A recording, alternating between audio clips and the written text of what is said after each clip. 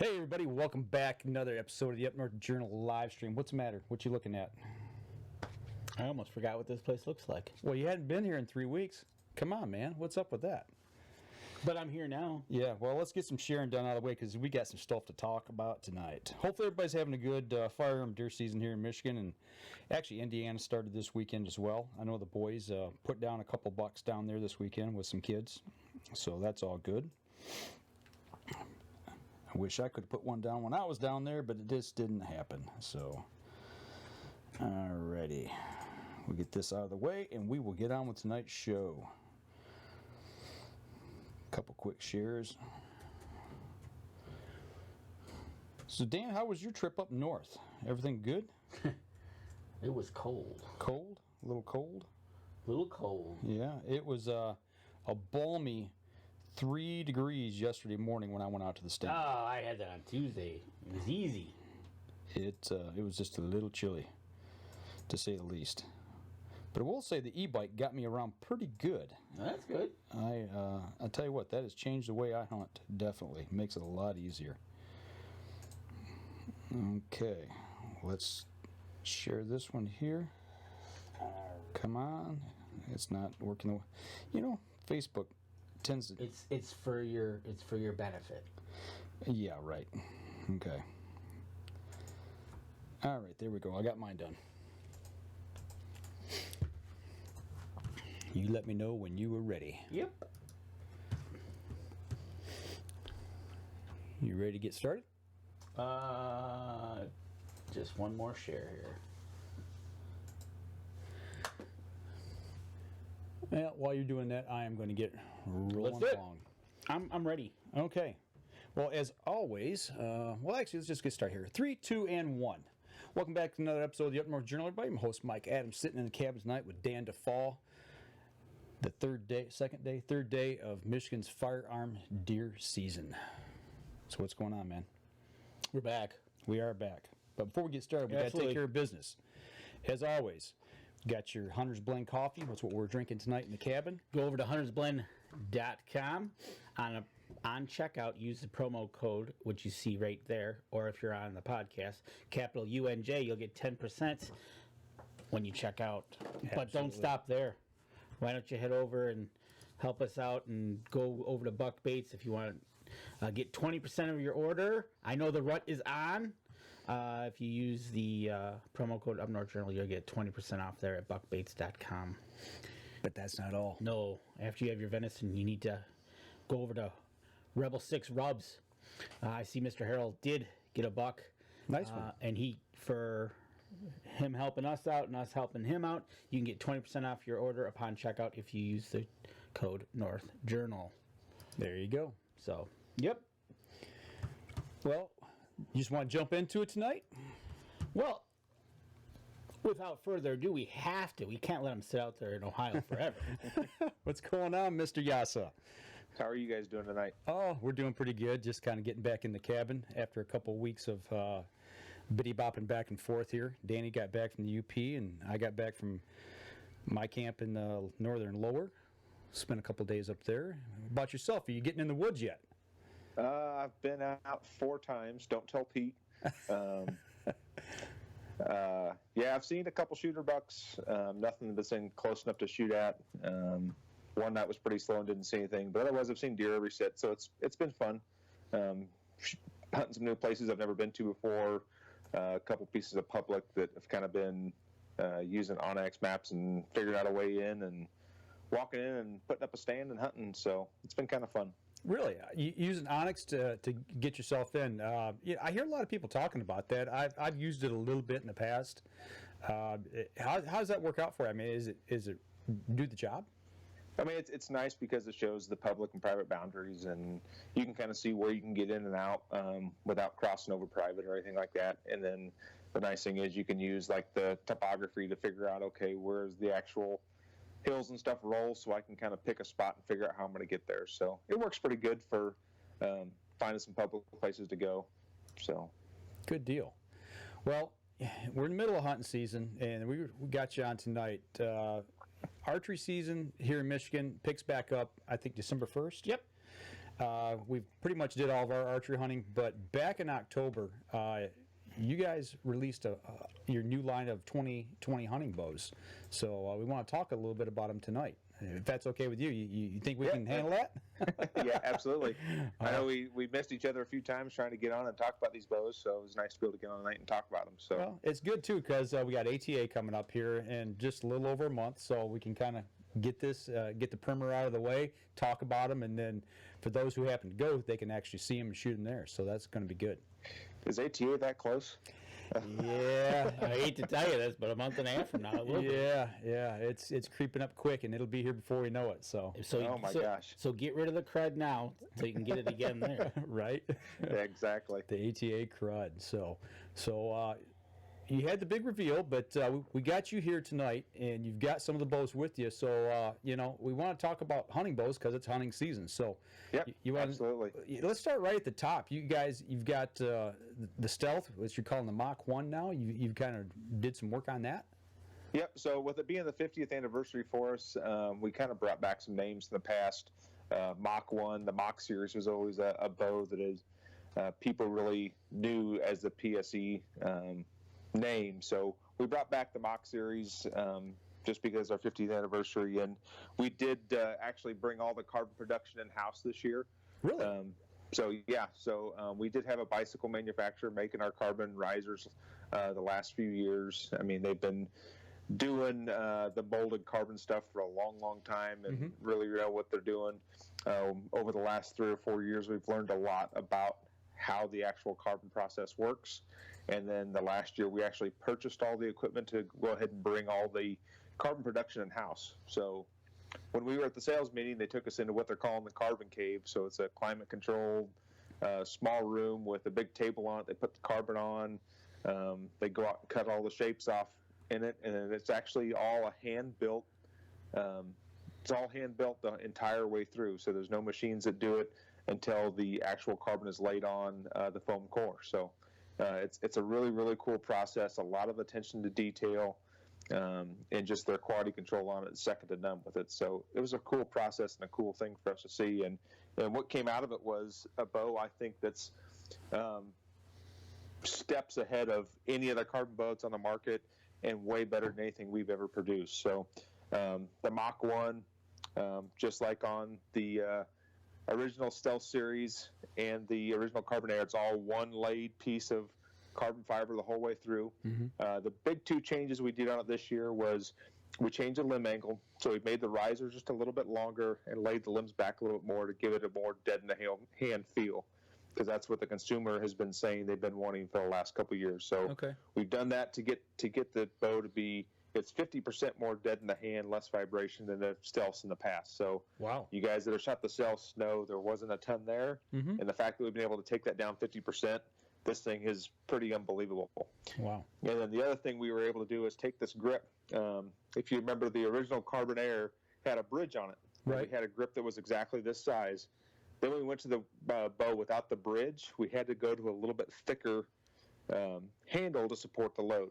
Okay. Well, with bringing the carbon in-house, what we're able to do is experiment a lot more and figure out where exactly we're needing to lay the carbon to make it structurally sound. Okay. So we've been able to bring back basically the exact same grip that was on the original Carbon Air that everyone loved. So those are the two big changes. Lengthen the riser, lay back the limbs, give it a more dead-in-the-hand feel, and give the people the grip they've been wanting. That's so you can actually say that these things are handmade, so to speak. Yes. Yep. So it's a really, really neat process, and the amount of hands that touch it. And then at the end of it, the quality control and the machines they put these things in to test the rigidity and structural soundness of the actual riser itself. It's pretty remarkable what they're able to do with that all in Tucson, all at the factory. So it's a really, really cool thing that they've developed there. And what cams are you going to be getting with the Mach 1? So the Mach 1's going to come with the regular Evolve cam. So we've stuck with the Evolve cam again this year. Again, this cam has been proven to be the most smooth, most adjustable cam that's on the market right now. So we're sticking with that. getting great speeds out of this thing. You're going to be, our speeds have been listed pretty conservative this year. The ones that we've tested have been around 340, 342, somewhere around there. So, like I said, sticking with the Evolve cam that we've had for the last 3 years, just because it is tried and true, the best cam that's actually on the market right now. You know, and you're coming in at a whopping 3.5 pounds on that thing. And yeah, and actually, this we've actually had a couple people weigh this thing, and they've sent me pictures of their scales with it saying 3.2 and 3.3. So it says 3.5 in the car, but I think most of them are coming in a little bit lighter than that even. See, and Mike, right here, in no additional charge, you can get an 80-pound bow. Yeah, I won't be pulling back 80 pounds. I can tell you that right now. I will tell you, I mean, I haven't ordered a ton of 80-pound bows, but when that email got sent out about the Mach 1 being offered in 80 pounds, within an hour I had 2 orders for them. So, really? Okay, so people are still pulling that There much. are people that are wanting 80 pounds, so whether they're going out elk hunting or just feeling like they have to pull 80 pounds, they can do it. This cam's smooth enough. I ordered a 70-pound Evo 33 for myself, and after shooting it for about a week, I actually ordered 80-pound limbs for it. So really? Okay. I've never shot. I have shot 80 pounds once before, back when I was way younger, but I haven't shot over 65 in probably the last 6 or 7 years, and this new bow is smooth enough that I went ahead and ordered 80-pound limbs. Well, you know, Danny's been eating his Flintstone chewables lately, and we've been working out at the gym. I haven't been eating the Flintstone chewables. I don't think I could pull that much, but I bet you think he could. That ain't We could probably put those 80-pound limbs on that Bandit for Danny. You know, it's short draw. There we go. We're going to be talking about that in just a minute. So there you go. You know what made PSE want to bring this back in house? Was it just more about quality control and wanting to have their hands in it? Because I know they do pretty much everything in house, and now they've got the carbon technology there. So yeah, with the carbon technology in the past, for us to be able to develop and prototype a handle. That's what we call not just the grip and the riser. We call the whole thing the handle. Mm-hmm. To be able to develop a handle was taking us about 6 months to do it with having somebody else in-house or out of house doing it. Mm-hmm. Being able to bring that in-house, we're able to prototype and do a whole riser in about 2 to 3 weeks. Wow. So bringing it in-house is going to make it where we can make bigger and bigger jumps quicker in the technology and make it better and better for the consumer. You're not at the mercy of your supplier. Right. Exactly. It's where actually Pete can actually go to the engineer that's working in the department saying, "What are you doing? This isn't getting done fast enough." So having it in house is going to allow us to do a lot more cool projects with it in the future. So it just gives us a little bit more control of everything and actually speeds the process up of making something new and something cool faster. Now, you know, colors pretty much the same from last year. Price point pretty much the same as last year. Yeah, the price point went up $100 on it this year. We are keeping the colors from last year, Mossy Oak and Cuyo Verde. This is actually a new color this year. First Light, we teamed up with them this year. This is actually a fusion pattern. So we've got Mossy Oak, Cuyo Verde, First Light Fusion, and black. Okay. And 80-pound limbs for Danny. Yep, we got 50, 60, 65, 70, and 80-pound limbs. You know, that was a question. I just saw that here on the spec sheet. Going from 60, 65, and 70, why is that 65 in there? I mean, just out of curiosity. We get a lot of guys that don't want to pull 70, but want more than 60. So instead of having it where they've got to back down a 70-pound bow, they can actually max out a 65 and be in between the two. Okay, so that way they can use that cam. Yep, it's just a really, really popular poundage that people want to shoot, and okay. People want to shoot their bows maxed out. Okay, well, maybe if I eat my Flintstone chewables, I can get to 65. We'll see if we can push it up 5 pounds. What are you shaking your head at? I'm just listening to you. Come on. All right. Well, anything else on that we want to cover? Anything else on the Carbon Air line? Nope. So we've still got the Carbon Stealth 33 and 35, and we are offering the Carbon Stealth in a short draw version this year as well. That's a 21.5 to 27 inch draw length adjustable bow. So that's got our micro evolved cam. Okay. So good for we Danny. can fit draw lengths anywhere from 21.5 inches out to 31.5, 32 inches on the 35. So That's cool. It's just a 21. super adjustable platform. Yeah, that's. I mean, you think about getting down to a 21-inch draw. I mean, that's real short. So Yep. it's covering everything from young adults all the way up to people as old as me and Danny. Yep, so to speak. exactly. So, well, you're looking at So from there, Evos. Before you go to the family of Evos, they've got the Bandit. okay. The Bandit is the next one. NXT stands for Next. So the Evo Next. Okay. So, so the Bandit is something we've been getting a lot of requests for a higher end short draw bow. You get down below 24, 24 and a half, 25 inches, your options are a little bit limited. So what we did this year, it kind of actually worked well because it works on our target bows as well, is we basically developed 3 sizes of evolve cams. We had the regular evolve cam last year, 2 years ago, we had the small evolve cam. They didn't think they were able to make it much smaller than that, but Kevin was able to figure out a way to make a micro evolve cam. Okay. So that's this cam here. This is actually the one that's on our new Focus XL. Okay. The one that came out back in July. So this cam was on that bow as well. And then this cam on a shorter bow like this 28-inch Bandit will give you draw length ranges from 20 to 26 inches. Wow. So the Bandit is a flagship style bow that's going to give people draw length ranges from 20 to 26 inches. And I will tell you, this little micro cam is smoking fast. So we shot a 400 grain arrow at 50 pounds and 26 inches, 240 feet a second. That's getting it. Yeah, it's getting up and moving on. And I mean, you're getting the evolved cams, so you're getting all the bells and whistles, you're getting all the high end stuff, fully forged and machine riser, machine limb pockets. I mean, this is the top of the top flagship bow made for short draw archers. Danny, they've actually got a bow that's too short for you. I know, right?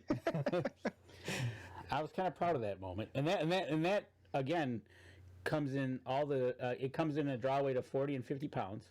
And yep, I mean, we can build anything. We can do 40, 50, 60. I mean, if we get someone that's really short that needs 80-pound limbs, I'm sure we can do that too. So, but yeah, standard options are going to be 40 and 50 pounds. Color options, you're going to have, this is Mossy Oak Country. We'll do Kuyu Verde and black. You know, looking at that, you're talking about the audience that's going to fit. What's that price point going to be? Have they set that yet? It's going to be the same as all the Evos. It's going to be $10.99 retail. And like I said, you're getting all the bells and whistles that you're getting on our flagship bows. Evolve cams, machine limb pockets, you're getting the new grip, you're getting all the adjustability the Evolve cam has. You can go from anywhere to 65 to 85% let off on this cam. So I mean, this is a high performance, high end short draw bow. Okay, well, let me go ahead. I'm sorry. So we do have other options for the short draw people, but this is one of the requests that we've been getting the last couple of years is where are the high end bows for our short draw archers. Okay. So that's a niche we're trying to fill. I don't think we're not going to sell as many units of these as we will one of the other ones, but we want to be able to offer that high end, really high end bow to the person that's under 26 inches and under. Okay. Well, that's one of the things that Pete Shepley in PSE has done, is when they're providing something for a wide range of people and draws and everything, and that's something that I think PSE can count on is they'll have something for you. Mm-hmm. Absolutely. Yeah, that's one of the things Pete prides himself with the company. You look at some of the other companies out there that may have a lower end bow under a different name. Pete wants everyone, no matter what income level you have, what your goals are, whatever your pocketbook can afford, he wants you to be able to go out and buy a PSE. He doesn't want you to have to sacrifice and make a purchase of a brand name other than PSE. So that's one of his big goals is to make something that will fit every single person in every single niche that's out there. Absolutely. Well, I got one more question on this, Bo, before we go to a break here real quick. Yep. You know, you talk about that cam that was on the Target lineup this year, that micro. Could this bow be used for those extremely short draw people? Could this be used for a target bow? You know, one of the first people I actually showed this to I was at a dealer event night, and the guy, I showed it to the shop owner. He's like, I got to call this guy and bring his kid down here to let him see it. So he brought his kid down. He was 20.5-inch draw length. He's an extremely accomplished shooter for how young he is. We got it set up where he could pull it back, and he shot it a few times, and he's like, man, this thing is absolutely awesome. So he's actually talking about custom ordering one of these things with an orange riser and white limbs on it for his kid to shoot targets with. Okay. So that's kind of was my thinking is the fact of the size of people you're looking at, in high performance and using the same cam. To me, it just seemed like it would fit that niche. Yeah, it does. And for us, being able to have our own finishing stuff in-house, we can build basically anything someone wants. Right. And for us to be able to give this kid an orange bow with white limbs because that's what he wants, I mean, you can't ask for a lot more than that. That's awesome that you can do that. Well, I'll tell you what, before we jump into the rest of the lineup, let's take a quick break. We come back, we'll jump into the Evos or the Evolves and talk about them a little bit here. But right now we're going to step outside, take a quick break, and we'll be right back after this. Okay, folks, y'all got any questions? Anybody got any questions? Jason Pfister's out there, Kelly's out there, Denny Steiner's out there, Gina's out there, Kevin Craven's out there, Dan Anderson's out there, Tammy's out there, Bob and Cindy. What I want to know is all these people that are on, why are they? Well, I know why they're on. They want to listen to PSE and listen to Dan Jasa, but are they still at camp, or are they got to be back to work? Are they on their way home? Probably a lot of people got to be back to work. Yeah, just wondered. Because tomorrow's Monday. Yeah, unfortunately. Yep, I'll be driving to West Virginia in the morning. Woohoo! I'll be driving to Warren.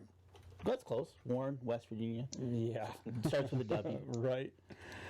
All right. Oh, hang on one second, and we will get going with the next segment of the show. Save that off. You ready, Dan? Yep. All right. 1 second, and here we go. Stand by in 3, 2, 1. Welcome back. Second segment of the show, talking with Dan Jasa, one of the sales managers for PSE. Our guy here in Michigan, we love it, and even though he's down in Ohio, we let that slide. But actually, I think you guys are probably, I know you're not an Ohio State fan, but I think you guys are going to have the upper hand this year when it comes to football. Yeah, the team's doing pretty good this year.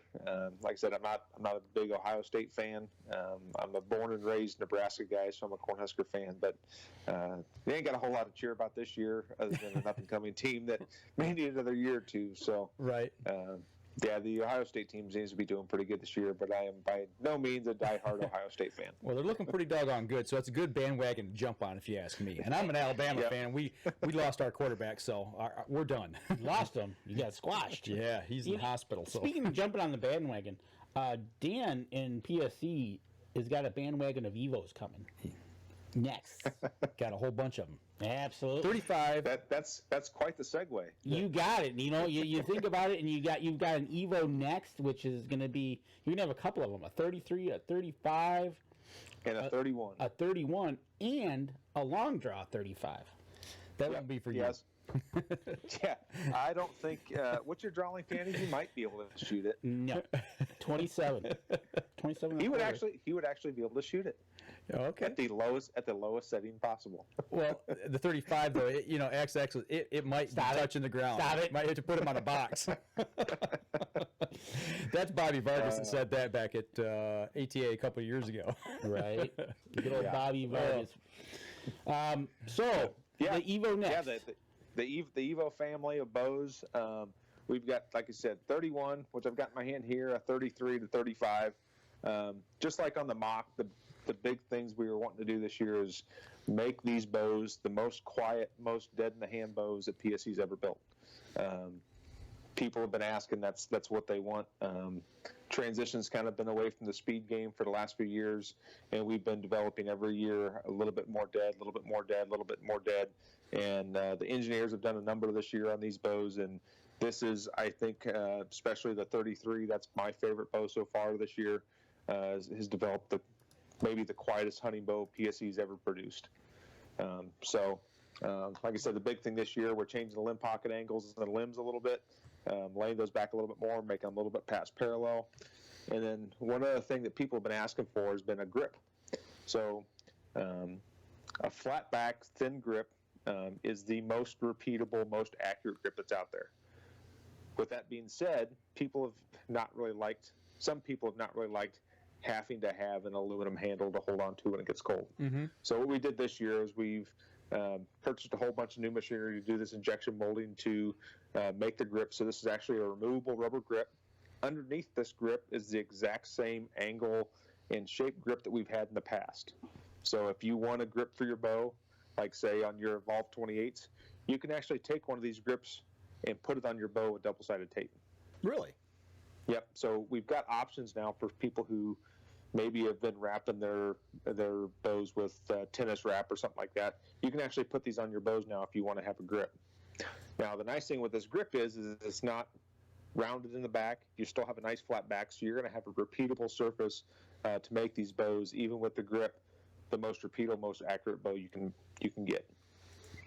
Yeah, I've actually seen a few of those bows out there with some tape on it. Somebody we know, I think. Yeah. He puts tape on it, and it's again, if you didn't notice, but they went out and purchased more equipment. It's good to see that they're not Outsourcing? well, not that, just that they're not pulling back because of what's happening. They're moving forward. They're buying new equipment. And this handle thing is awesome, especially if you can change it into different bows, right? Absolutely. Yeah, exactly.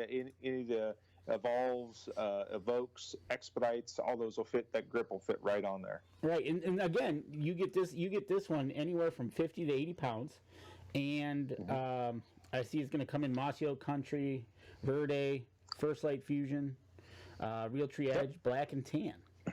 Yep. So that's the Real Tree Edge. That's one we picked up last year.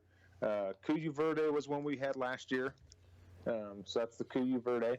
And all these will be done in color fusion, so you'll really notice these if you go into the shops and compare a Real Tree to another company's Real Tree. You'll see the difference in our finish process and how much better it is and how much more durable it is than everyone else's finishes.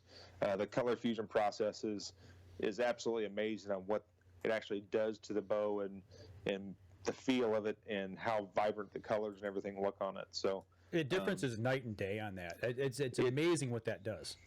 Yeah, you take a Real Tree Edge bow and stick it next to another company that's got Real Tree Edge. It's not even close. Right. There's not another company out there that's doing finishes as well as we are. So this one, that's Kuyu Verde, and then the new one for this year is First Light Fusion. So you saw the First Light Fusion on the carbon bow.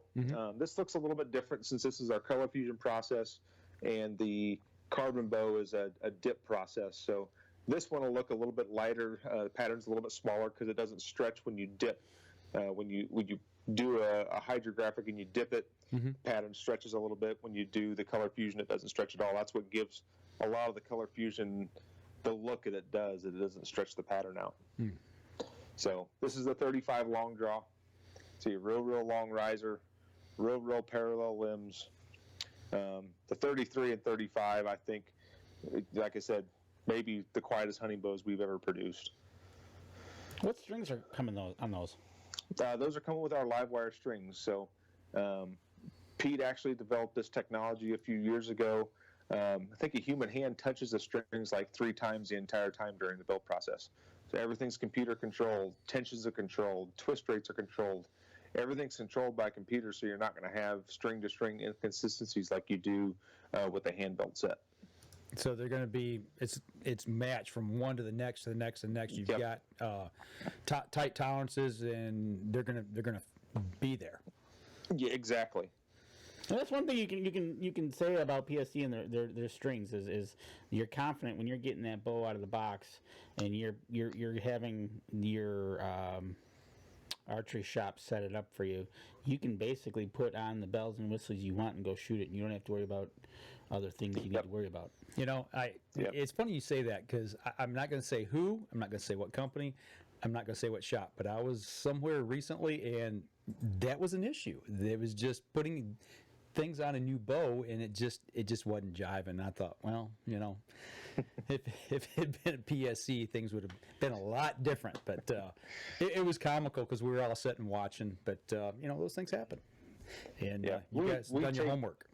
Pete takes a lot of pride in his strings and the live wire brand that he's built. So they are actually fantastic strings that come right out of the box. So you don't have to worry about taking those and putting other strings on them right away when you get them. Absolutely. So that bow we're talking about, that was the 31 that you just showed us, right? Yep, I had a 31, 33, and 35. So Okay. that's the 31. It's kind of hard to see, but yeah, you got 30 and a half inches axle to axle. And what we've also done this year too is we basically added a half inch of brace height to everything across the board just to make these things just a little bit more forgiving. Okay. So last year when we had our 31s, it was 6 inches. It's 6.5 this year. The 33 7, the 35 long draws 7 1/8. You do the regular or the small evolved cam, you're going to be 6 7/8. So we basically just made everything a little bit bigger brace height, give you a little more room for bigger, bulkier clothes, and made these things just a little bit more forgiving. You talked about the process here lately, been backing off on the speed categories a little bit and getting more to the dead and the hand shot. Opening up the brace heights, laying the limbs back a little bit. Are we keeping speeds pretty much consistent as they have been in the past? Are we losing a little bit, or where are we at on that? It's going to be a little bit slower, but a lot of that comes down to a little bit more brace height too. So I know we have our listed speeds are pretty conservative this year. Okay. I know, like, let's say our 31s were listed at 329 IBO. I've actually taken quite a few of these 70-pound bows. We sent up to shops right away. Actually set them at 30 inches with a 350 grain arrow and shot them, and I've got anywhere between 338 343. So we're extremely conservative this year. And one of the points that our general manager and lead engineer, David Cargold, wanted us to make this year as a company was there's a lot of other companies out there that are really fluffy numbers. Okay. You see it across the board of some of these companies that they're saying, oh, we're going to shoot, our bow's going to IBO at 344 or 343, whatever. And when you actually come down to brass tacks and measure stuff, it's not close to that. So I actually took a 70-pound 31 Evo 31 and measured up against two other competitors' bows that are right around the same axle, and set them up 30 inches, 70 pounds, shot a 460 grain arrow, and the PSE shot 295. One of the competitors shot 295, and the other one shot 291. Okay. And those two bows were listed at 13 and 14 feet per second faster than our bow was. Okay. So if that tells you anything, we're being conservative on our speed listing numbers, and anything that comes out of our factory, anything that comes out of a PSE box is going to do more, at least to what it says, if not way more, which most of them are coming out doing way more than what we're saying they're going to do. There you go. And that's one of the things, again, getting it out of the box, and everybody has their own concoction of what they want to do, from arrows to broadheads to field points, and it's but you can take this bow and you can customize it with the bow to your arrow, and you're probably going to shoot better than what you see on the card. Well, I don't think you and I've shot the same setup the last 3 or 4 years. I mean, we've shot different arrows, different broadheads, the whole 9 yards, even though we were shooting the same bows. Yep. So Exactly, and that's the thing. And so you'll get some people that say, well, they got to have speed. And I just kind of chuckle, and you still got to hit the target, or else you're just going to miss faster. Right.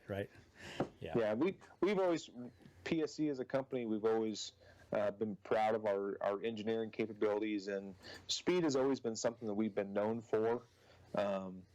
But the consumer, the market has been asking for smoother and smoother and smoother bows. So instead of taking that technology to try to make faster and faster bows, we're wanting to keep our speeds around where they are and make these bows better and better and better as far as feel and draw cycle and shock and vibration. And it's the direction of what the consumer's wanting. We can preach all day long about why our limb technology, our speed technology, everything else is better. But when the consumer comes down to it, it's what the consumer wants is what we have to produce. That's right, exactly. And speaking of that, and what about the customer maybe wants to go look at these bows online, where can they go to look at these new bows that you have online? Website is PSE-archery.com. So there you go. There you go. So you go there and you can check it out, and they got the whole lineup on there. But we're not done. So I think in the next segment, how about we talk about some core series bows? Sounds good. You want to take a break? Let's take a break. All right, we're going to step outside, take a break. We'll be right back after this. All right. Denny Steiner messed up his back. He can't get in the stand. He can't drive. He can hardly move. Dude, that's the wrong time of year to be doing that. That's the wrong time. Jason Pfister says, sorry for your loss, Mike. Yeah. You know what? At least I don't have to hear them guys give me grief when it comes down to the championship series. But I will be pulling for LSU this year. So I won't be rooting for Ohio State. Chris Schnurr has joined us. Hey, Chris, what is going on, my man?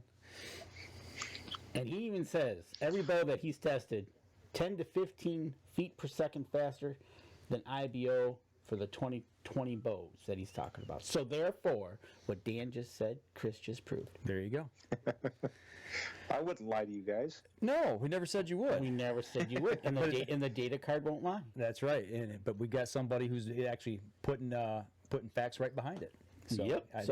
Exactly. So that guy tinkers with more things than you can shake a stick at. He's always tinkering. He is. All right, Dan, you ready? Yep. All right.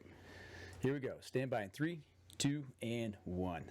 Welcome back. Third segment of the show. Still talking archery, talking new bows, talking hunting. Right in the middle of hunting season, but ATA's coming. And 2020 will be here before you know it. But Dan, it will be. You said you wanted to talk about some of the core series bows. What do you got on Yeah. Yeah, so the two big main changes this year were the Stinger and the Brute. So, like I was saying before, with it being our 50th year, we're wanting to bring back some names in the past that people really know as a PSE name. The Brute was one of them. So what we did, we brought back, it's really, really similar to the Ferocity that we had last year that was a great selling bow for us. It had a 24.5 to 30-inch adjustable draw length. 50% reduction in maximum draw weight. So if you get a 70-pound bow, you can take it down to 35 pounds. Just a super, super adjustable bow.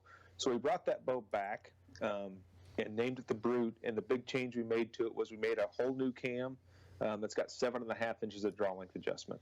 So it'll go 22.5 all the way out to 30 inches.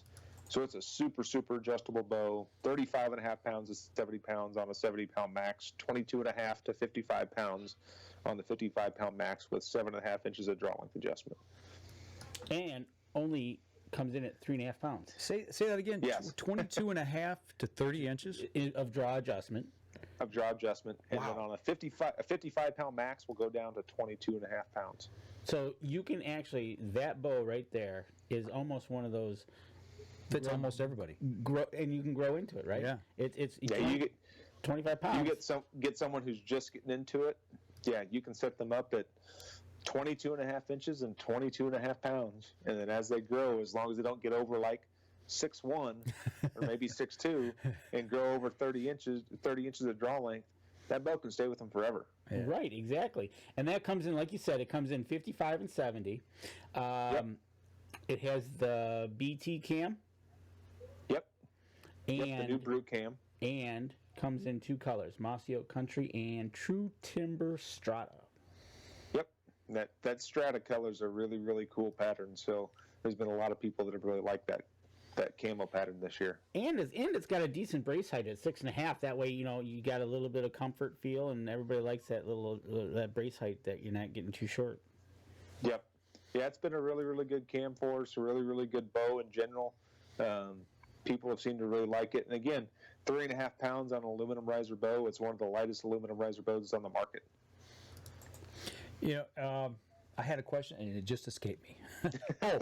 We were talking about the Pro Line bows. I mean, those are Pro Shop bows, but this Core Series, this is going to be more for your big box retail type store. Yeah, so I mean, we'll have our Pro Shops that'll carry some of these bows. Mm-hmm. We're going to talk about the Stinger here in a second. Stinger is one of our best-selling, one of our most known bows that's out there. You're going to see the Stingers, you're going to see the Brutes in Pro Shops as well. Okay. But the Core Series is going to be the major bow that gets carried in the box stores. Yeah. They're not going to be able to have the Pro Series. They're just going to be able to have the Core Series. Right. Okay. Exactly. And that's one of the things, again, PSE reaching out, not just, they got a series of bows that you can go to the big box stores, and And it'll fit that typical price point too for the big box stores, I'm assuming. Yep. Yeah. So you're looking at bare bow on a brood's going to be $499. Okay. there you go. Are they going to offer these like in a field ready package like they have in the Yep. past? They're going to have a package, a regular ready to shoot package, and I believe that's going to be at $599. Okay. And it looks like it comes with a sight, arrow, Yeah. quiver, whisker Yeah. It biscuit. basically comes with everything but arrows and a release. There you go. Okay. There you go. So peep sight, rest, quiver, wrist sling, stabilizer. You buy your arrows, you buy your release, and you're ready to go. Hey, you know what? And you're off and running. Just a little bit of practice, you can be out in the woods. There you go. Yep. But it could be making a great Christmas gift. I like Yeah. that. And the Stinger is one of our top sellers. So this year, Stinger, we brought back the Max name. So back in 2012 to 2014, we had Max in some of the names. So we brought back the Stinger and made it the Stinger Max this year. The big things we've changed on that is we've reduced the axle to axle by 2 inches, made the shorter limb, and then made a cam that's 80% let off as opposed to 75, just to give a little smoother draw, a little bit nicer feel, and then shortening that bow up, made the vibration and hand shock way less than it was in the past. So it makes it a little bit nicer bow to shoot now. Right, and that's and my daughter Kelly shoots the Stinger, Okay. and Yep. so the brace height at 7, and I see again this has the adjustability and comes in a 55 and 70. But in this one, you've got a little bit more color choices with Mossy Oak Country, True Timber Strata, but you can also get black, charcoal, Muddy Girl, purple, and white. Yep. So we'll have the packages in the standard camos, and I believe in black. The Muddy Girl will have that available in a pro package. But if you want to buy bare bows, we do have some other target colors in the white, purple. So we do have some options there. But most of these bows, you're going to see them in the ready to shoot packages. They're going to be $479 for a ready to shoot package. Basically ready to go. All you need, you're going to get is arrows and a release. Are all these bows right-handed or left-handed available? Yes, they're both available in right and left hand. Okay, I was just skimming through here. The only thing I don't like is that peep sight that they put on there, the two peep. and Kelly had issues with hers. We took it down to Jim, and we got her a regular non-peep sight, and he said, "You finally graduated to a big girl peep sight." Oh man, I remember when that happened. That was pretty good. Yeah, that was pretty funny. That was good. Gonna miss those jokes from Jim for sure. I tell you. Yep, it's gonna be hard not going up and seeing him whenever I come up into Michigan. So he's definitely gonna be missed. Yeah, he always talked about you, man. He loved to talk with you and loved to talk about you and your shooting and all that. I still remember he brought that one target to us and was showing us, and yeah, it doesn't seem like I still can't believe he's gone, but he's just a good man. Just a good man. When Danny called me and told me when I was on my way home from the sales meeting, it was kind of like that. I didn't even really believe it happened because I just seen him like 2 weeks before. Right. And then to find out that he'd passed in the shop was just not good. Shocking, right? And Yep. and a little story about Dan Jasa here, who tends to be a really good shooter. When he pulled this target out, and he showed Mike and I, and he goes, "Dan was just here for a little while. And he went and he said, 'Can I shoot?' And I said, 'Yeah, go ahead.' He goes, 'I went in the garbage and I found this,' and he literally garbage picked Dan's target, which cracked me up right there. But he held that thing, and he was so proud that you shot in his range and shot what you did, which was, again, lights out. But he was so proud of just being able to have you come into the shop and for what you've done for archery, for seeing you on the stages that you perform on. And then Jim also I guess he's more the senior. Yeah, here on the local level. It's just amazing what you two guys have done. But he was so proud of it. He goes, "I'm going to hang this up." Yeah, he's Yeah. going to be missed, man. I tell you that. Yep, it was a shame. It seemed like he just got everything in his shop just the way he wanted to. He was all excited about being able to shoot again, and just goes to show you, you never know when tomorrow's not going to come. No, man, you just got to make the most of every day, and take advantage of the time you got. And Jason Pfister just pointed this out, but they had Kings of Archery, right, today? Yep, they did. PSE did a fantastic job today. So, Kings of Archery is getting to be basically like the European Vegas shoot. So you shoot a 900, you make it to the shoot off, and then it's a last man standing shoot. And PSE took 2 of the top 3 spots in the Kings of Archery. So Stefan Hansen ended up winning the whole thing. So he shot 90 arrows of qualification, dropped 1 Super X, and then through the entire shoot up, which was another 9 ends, he only dropped 1 other Super X. So almost 120 arrows, he dropped 2 Super X's. Gosh. I wish he would show up at ATA. Yeah, right? Yeah, I'd love to meet him. I'd like to meet this guy because I'd just like to take him over to the booth and just, could you just shoot? You're right. It's bad enough I watched Dan. Right. He's like, So he ended up finishing first, and then Dave Cousins ended up finishing third, which Dave is a new acquisition for us. He's been around for a long time. I think this is his 25th year as a full-time touring professional archer, and he left his previous employer. Really wanted to come to us. I think it's been a couple years in the making, and just the fit between him and what he's done in his career and PSE and what we've done over the 50 years that we've been in business, it just seemed like a great match between us. Dave and I have been friends for quite a few years, and I'm extremely excited to have him as part of Team PSE, and I think he's going to bring a wealth of knowledge. I know the engineers are going to be happy to be working with him, and I think he's going to bring a lot of really cool ideas to our company to help us advance for the next 50 years as well. That's incredible, man. I tell you what, let's take a quick break. We come back, we'll finish out the show. We've been talking a little bit about target archery here. and I got some questions for Dan. Okay. All right. Well, we'll step outside and we'll be right back after this. And for anybody on Facebook, if you've got any questions for Dan, throw them up there on Facebook. And Dave Wilkins is joining the show. So get those questions in, and you can definitely get them answered here live on the air. I know Dan, being in Ohio, we've got Christmas coming up, so I hope he's been a good boy to get maybe a new bow for Christmas or something. How nice would that be if everybody get a PSE bow under the tree this year? Oh, that'd be awesome. We've all been good boys and girls, I think.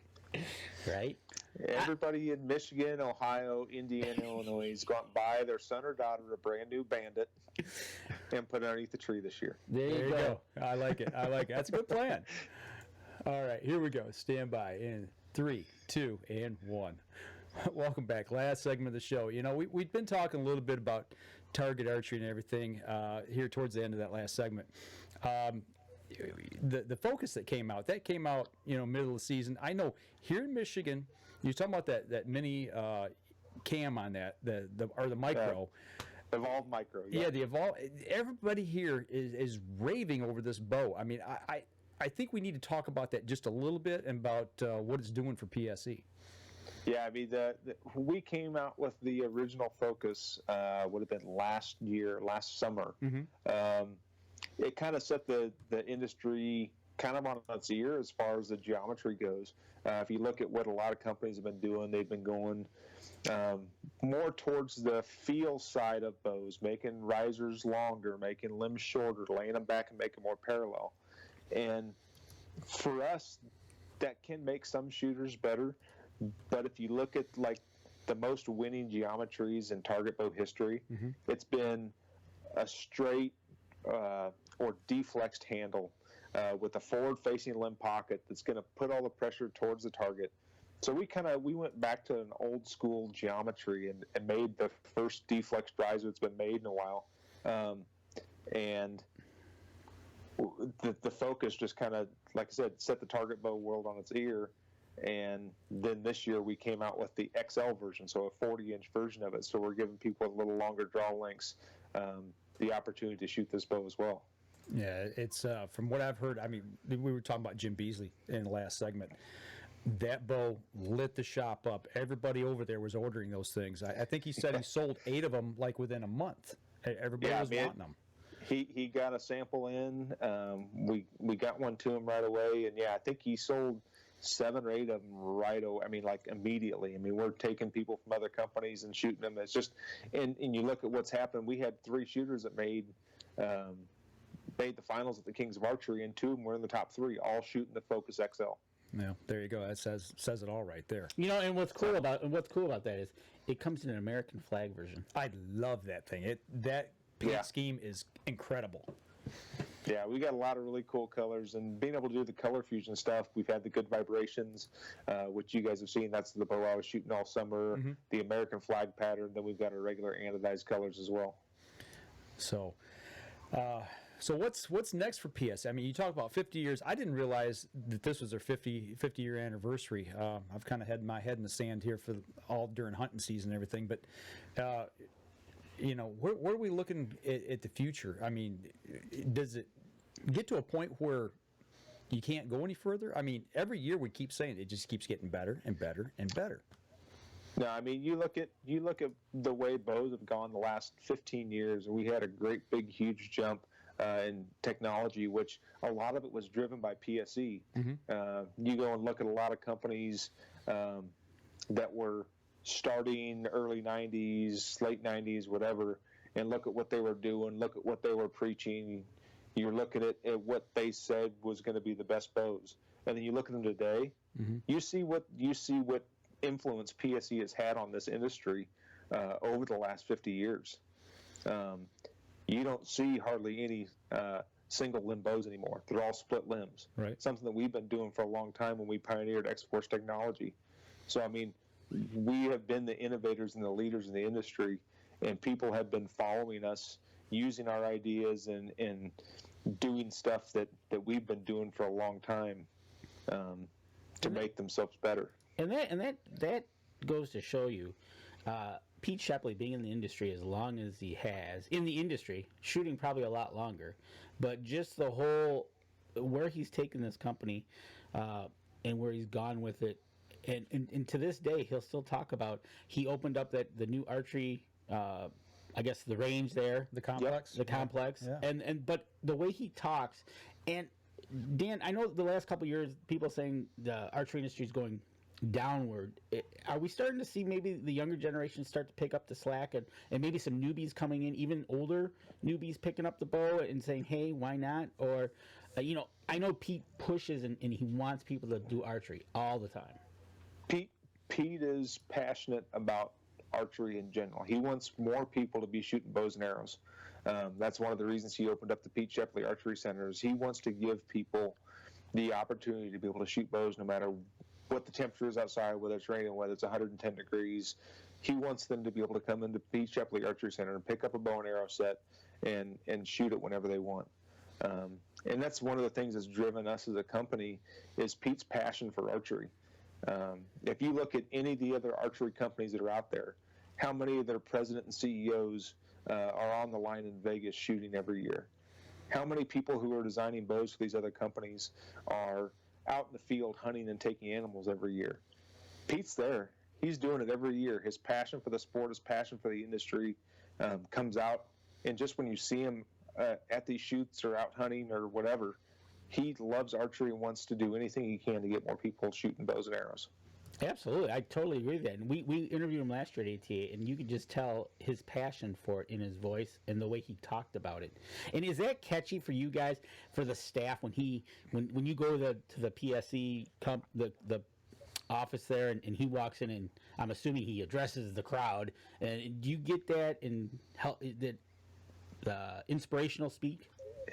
I wouldn't say talking to Pete, he does have an inspirational speak, but yes, we do have. We get his passion whenever he speaks to us about our bows and arrows and how great they are. We make the best bows and arrows in the industry, and he is dead set on that is what we need to go out and sell. It's, you look at everybody else's stuff and it can't be compared to ours. You know, something you said there, and Danny and I have talked about this just a little bit. I mean, we're talking about bows, and we've talked about bows a lot over the past, I don't know how many years we've been working with PSE, but you said arrows, bows and arrows. Mm-hmm. They make arrows as well. I mean, and that's something that's, I don't know if it's widely known, but, you know, just touch on that just a little bit about what they've got available. Yeah, so I can't remember when they started, but we've got a radial X-weave arrow. So it's a cross-weave arrow. It's not a regular mandrel rolled arrow. They're called the HD Hunters. Then we also have a regular mandrel rolled arrow, anywhere from a 166 inner diameter up to a 246 inner diameter. So yeah, we do have arrows. They're great, straight arrows, mainly made for hunting. We don't make the bigger target shafts, but yeah, we do have great arrows as well. You used to, because I got a dozen. Yeah, the target arrows. We used to have those. Yep, not anymore though. They're all mainly for hunting though. Exactly. And again, asking Jim, I said, "Where'd these come from?"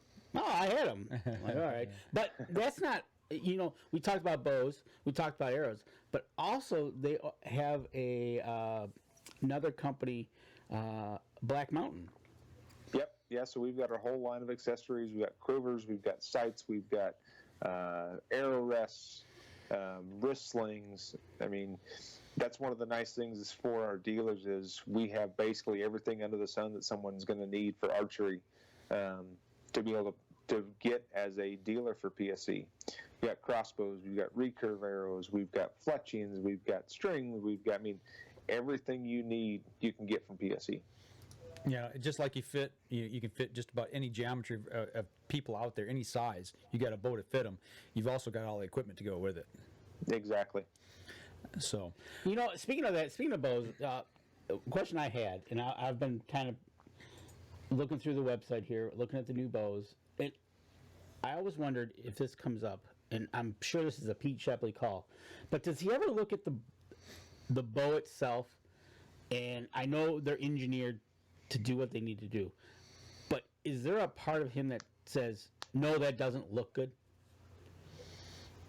I don't think that's in Pete's vocabulary. Okay, because the reason I'm kind of associating with like a car, right? You know, the styling. Right. I've seen in our studio where I work that I've seen cars and go, uh-oh.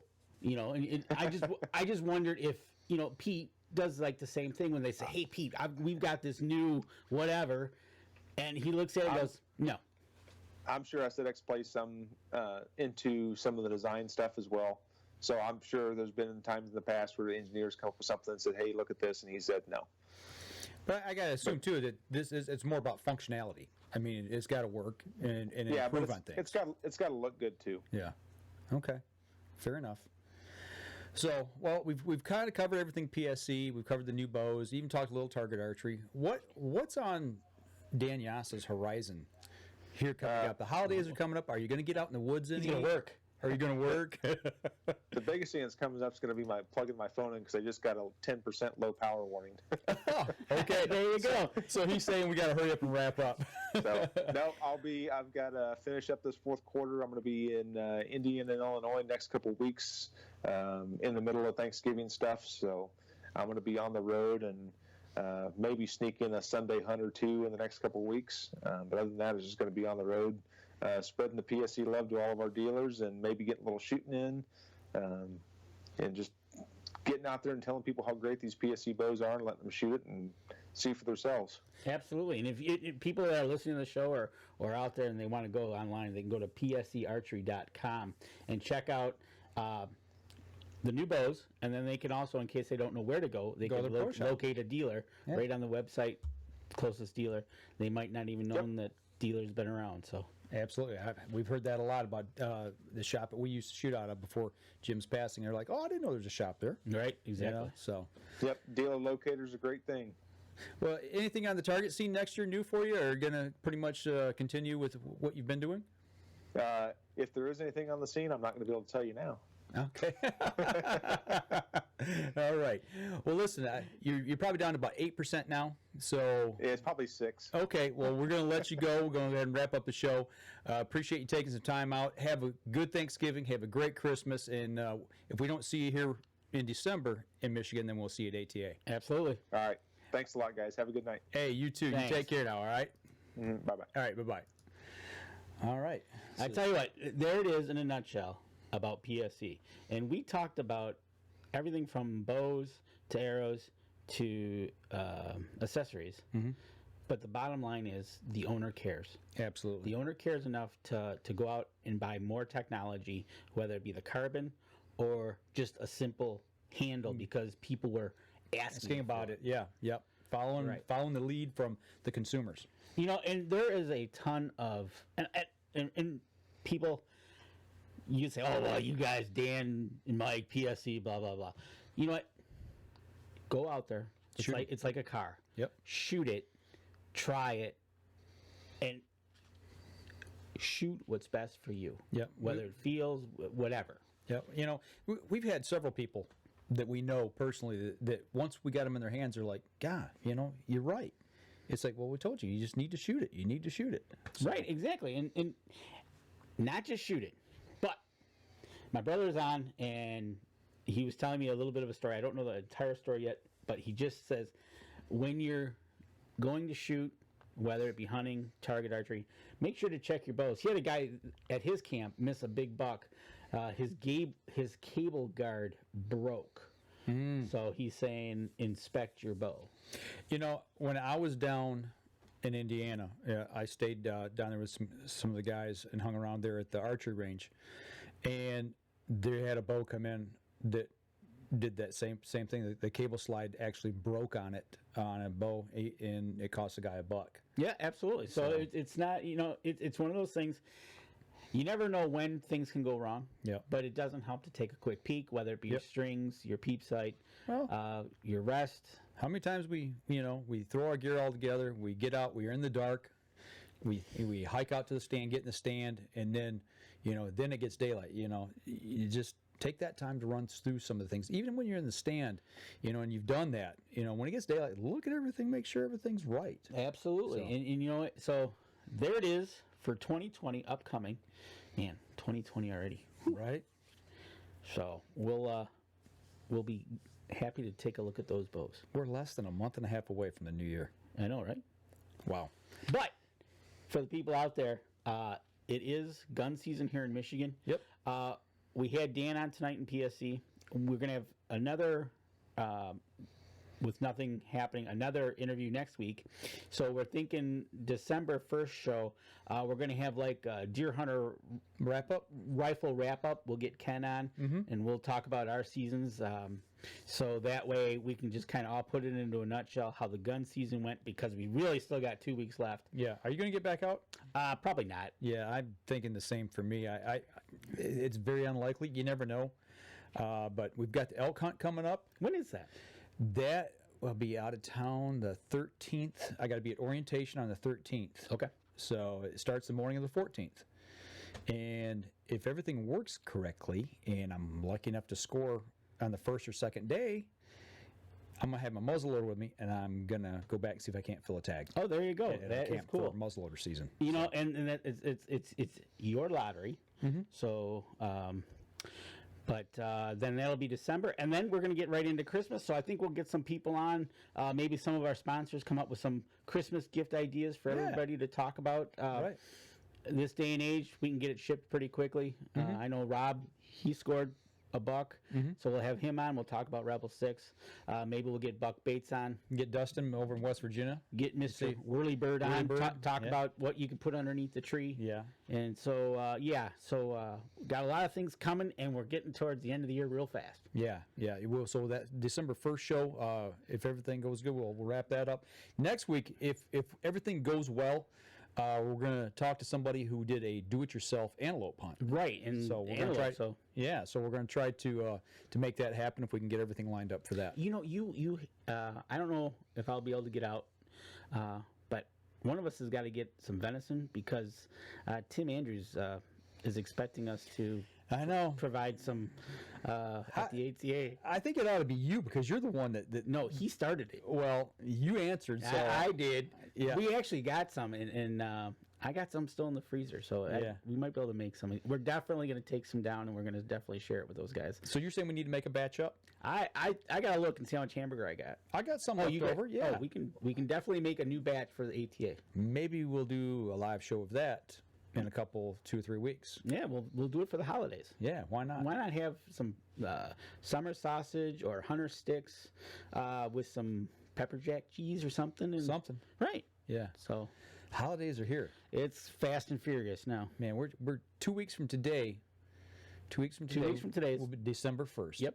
So firearm season will be over. So there's only what 13 days left of firearm deer season. Man, Right. this year is flying by. So Exactly. So all right, so I'll tell you what. Let's go ahead. We'll wrap Yep. up the podcast portion of the show. That'll do it for us this week, folks. And like I said, next week, if everything goes well, we'll be talking talk a little antelope. talk a little antelope hunting. That's something that I don't know anything about. I've seen them when I was out west years ago, almost a little over 10, 12 is 11 years ago. So nice.